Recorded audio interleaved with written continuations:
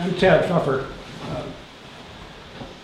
Every Randolph family has an origin story of sorts, how they came to Randolph, when. Many of these go back generations. Mine only goes back as far as my parents, who came to Randolph more or less by accident. I think the late 40s, it was several years before I was born, when they were driving from Maine on their way to Vermont and stopped kind of at random to spend the night at the Mount Crescent House and never left. The mountains had their draw, certainly, but my parents, they weren't big hikers, they weren't great outdoors people. What drew them here and what kept them here were Jack and Gwen Boothman. They were all about the same age. Both families had kids about the same age. And we spent a lot of time together. In the summertime, at night, after the hotel had been put to bed, Jack and Gwen would frequently come down to my parents' house for a drink. In the wintertime, we spent a lot of time at our house on the hill and also down in the valley. So anyway, I spent a lot of time with the Boothmans over the years.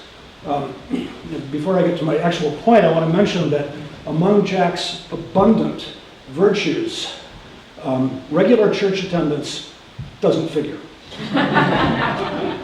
I was about 5 or 6 years old, and we were down at Colebrook Lodge, and I was amusing myself outdoors by knocking on these 2 big propane cylinders that were on the wall of the farm outside the kitchen windows for the kitchen range. And they made this lovely bong, bong sound when you hit them with a rock.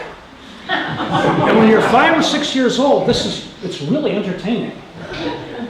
And I spent quite a long time doing it.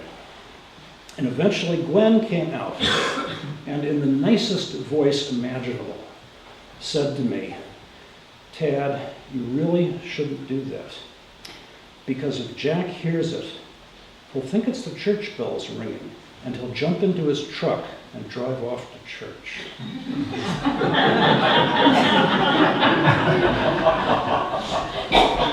I don't really have anything else to say, except that at age 5 or 6, we've mostly developed the capacity to roll our eyes. And I don't think I did at the time, but the fact that of all these different memories that I've lost over the years, I've hung on to this one that suggests just how preposterous this was.